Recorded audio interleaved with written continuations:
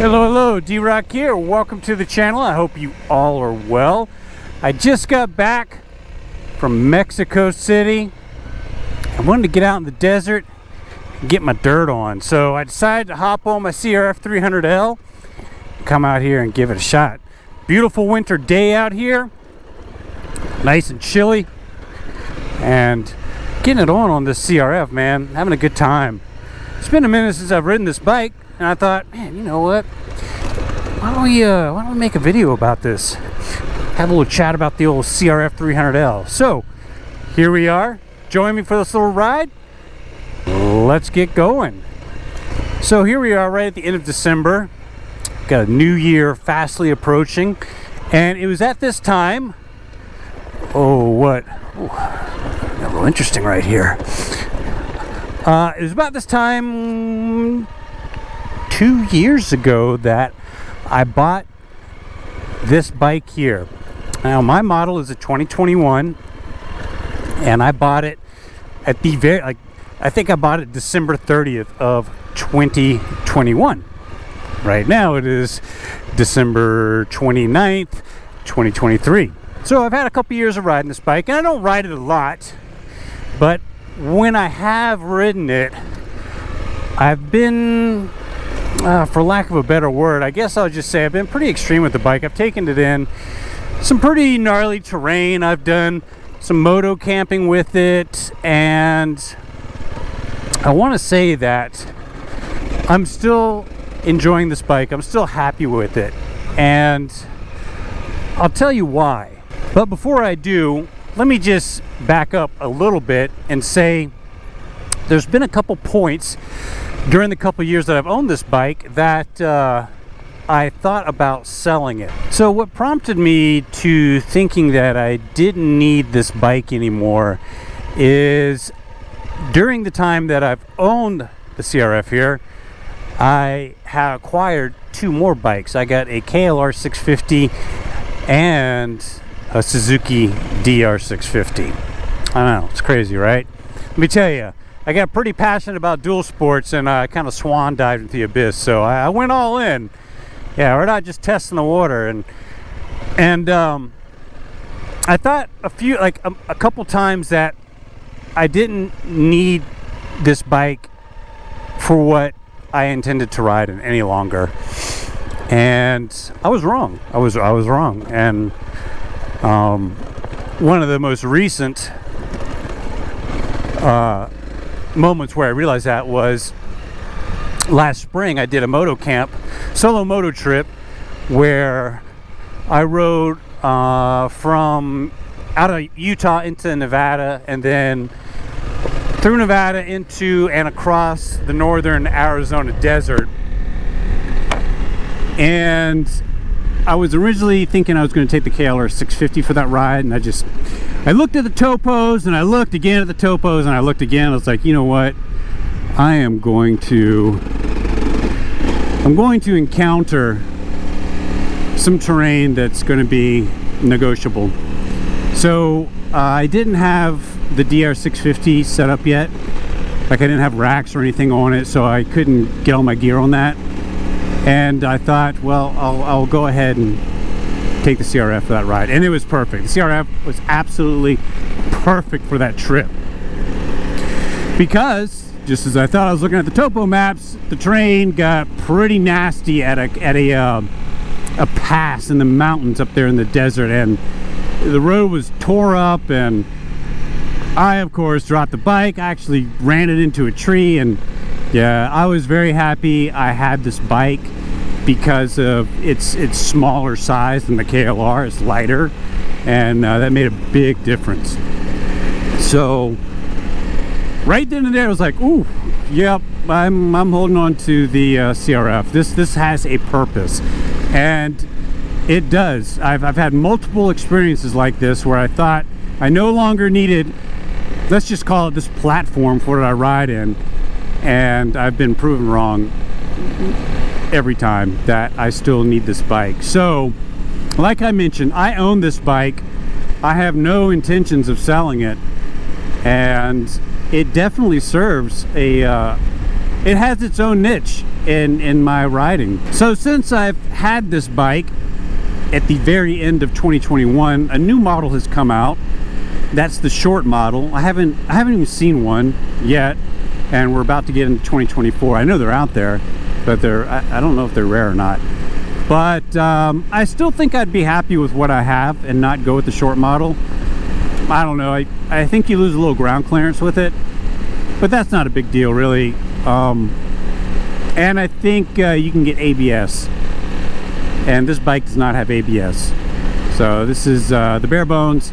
Initially I wanted the Rally, the 300 Rally, but I'm kind of glad that I was, I scoured the Southwest at the end of 2021 trying to find a 300 Rally for sale, from California all the way to New Mexico and then back up in I called everywhere, and yeah, it's impossible. That's what I was told, to get one of those. So I think you can get them now, but so I went with this bike, and I'm happy I did. This bike is lighter than the Rally by a few pounds. It's got a little less plastic on it, a little less stuff to tear up, which I end up doing to the bikes eventually. So I'm glad things worked out the way they did. So what you're seeing me riding in now, nice dirt roads like this, and what I was in just a little while ago, a little chunky and loose and steep. This bike is perfect for this type of riding. I mean, it handles it well. I know there are cons with this bike. Trust me, that horse has been beaten to death, and we all know the suspension's not very well. It's not that great on the CRF300L. We know that. There's a couple other things, but ultimately, for riding terrain such as this, and you got it set up for moto camping or even traveling, this bike is excellent. It really is. It is. And like I said, there are cons. You got a little smaller gas tank, but you can alleviate that. You can get a bigger gas tank, or you can, like I've got on the back of this one right now, I've got a roto pack strapped to it, and you can always add extra gas tanks and stuff like that. It's not that big of a deal. I weigh what, about 170 pounds. I'm 5 foot 10 inches, 32 inch inseam. I find this bike extremely comfortable. It fits me perfectly the way everything is set up. I've gone 200-300 mile stretches in a day. I know to some of you that's not very long, but I still remain fairly comfortable throughout that ride. There's going to be some points where you get a little fatigued, but overall still very comfortable. The bike fits me great, and the bike can actually handle quite a bit of weight. Like when I moto camp with the bike, I get all my gear on there, and I still have no problems. So one of the things that I found very, very helpful is when I get out in the backcountry and I'm set up for moto camping and things start to get ugly. For example, if I'm on like my KLR or even the DR650, I start to get a little worried in the back of my mind, like, because I do a lot of solo riding, solo moto camping, things like this. You get out there, and a bigger, heavier bike just becomes a chore to deal with. And even though this bike is a little larger, and I say larger because if you're coming from like an XT250 or something, which I ride and own, this is a bigger bike. However, without the gear, of course, it only weighs 20 more pounds than an XT250, so I think it's like 320 pounds. But this is you can deal with this by yourself out here with a bunch of gear and stuff like that. You just take it off. It's not a big deal to have to pick this up multiple times. You can do it, and I don't know, it just gives me a little more peace of mind when I'm out in the backcountry and this thing's covered in gear and it gets interesting. I know that I can deal with this bike, long story short. And it's modern. That's right, it's modern. Is you got a kind of a more modern display here. It tells you how much gas you got, tells you what gear you're in, tachometer, and it's got 6 gears. That's right, she's got 6 gears. That's a big deal for some people. Getting in that 6th gear can be quite comfortable. Oh, let's go this way. I wonder if this, we can pass this creek down here if it's running. Let's just go have a quick look. Oh, there's a little agua down there. All right.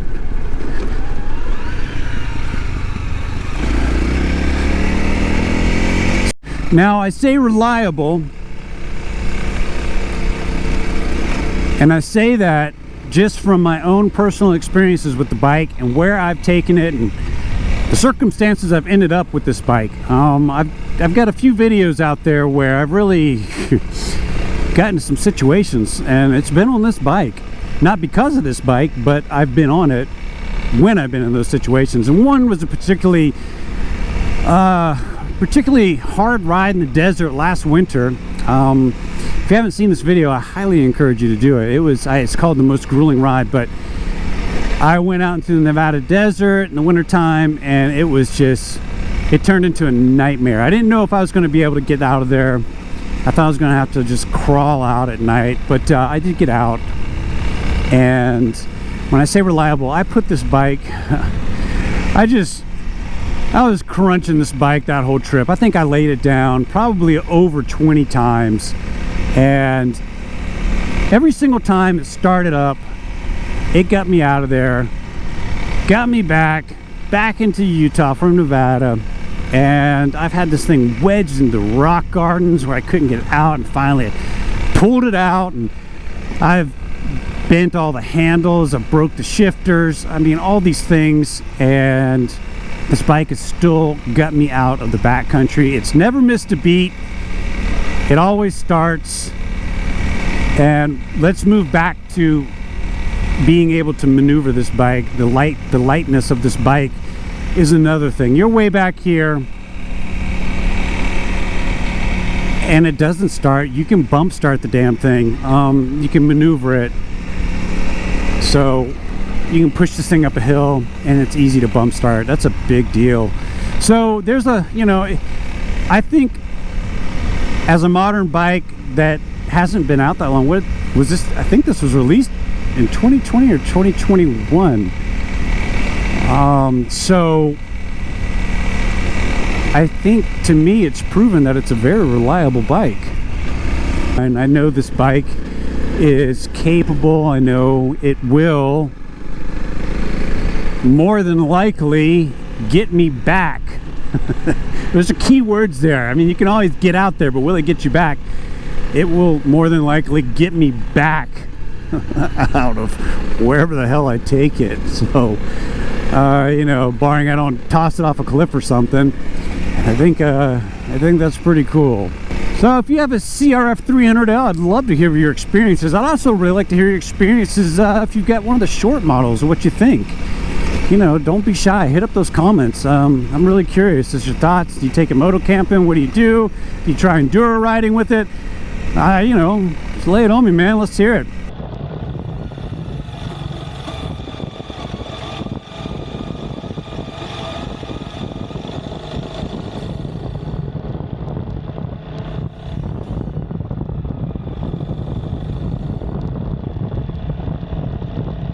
Let me show you why I like the CRF for backcountry travel. I got my gear on this, so it's a little heavier, but I'm on a slight hill. Let's say the battery's died.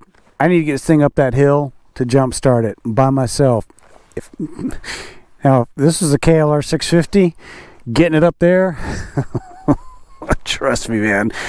Oh, chore. So, onward. You're in the flat desert and you got to find a hill, mate. Nobody out here to rub tires with to get you going.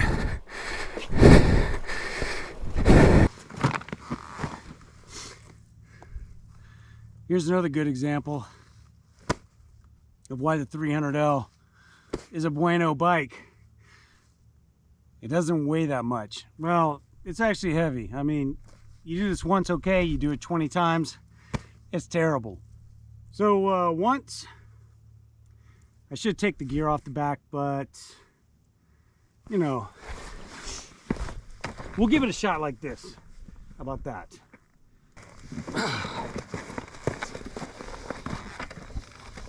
That's not half bad. As I mentioned, there are some some cons with the bike. And for a lot of people, a big con is the suspension. I don't mind it so much, but some people have a problem with it. And I think some people got into this bike and tried to do some more difficult style riding with it, like enduro style. And I mean, this bike can handle quite a bit, but riding hard enduro, that's not what this bike can do very well at all. So when you get into a bike, any bike, you need to go into that bike with what you're expecting to ride in. So for example, if I want to ride hard enduro, I would probably go with a bike that's more suited for that. You know, like a Beta or gas or something like that, an actual dirt bike.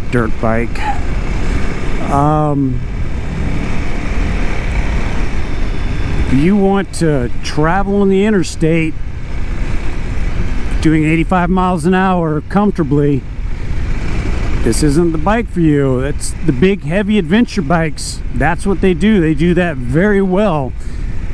They are built to chew miles. The 300L is not really for that. Don't get me wrong, you can use this bike to travel all over the country, all over the world. Like I mentioned, you've got reliability here and all the other things that would give you a peace of mind to do that with this bike. But going 85 miles an hour down the interstate comfortably and not getting tossed around when a semi passes you, that's not what this bike can do. I know this. Take it on the interstate. I still do take it on the interstate for brief sections, but this is kind of like a scenic back roads bike, you know what I'm saying? 65 miles an hour. Yeah, does just fine in that, just fine. Yeah, the wind will push you around a little bit, but you know, it is what it is. There's no perfect bike out there. There just isn't. And you know, you just work around what you can. So like with anything, when you go into purchasing a bike, you need to be realistic about what you're going to be riding that bike in, and then you won't be disappointed, you know.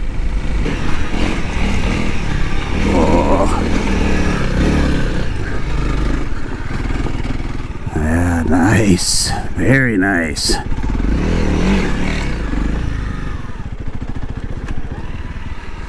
Oh yeah, good clean fun, folks, good clean fun. All right, there you have it. I love the 300L. I love my 300L, and I don't think you can go wrong with the bike as long as you're aware of what you want to be riding it in. It's all good. So thank you very much for taking the time to listen to me ramble. I hope you all are well. Stay safe out there. I got lots more content on the way, so stay tuned. If you're new to the channel, please consider subscribing. It helps us out tremendously. It's free. I'm gonna go out and find some more dirt roads to ride. Stay safe out there, folks. We'll see you next time. D-Rock out. Adios.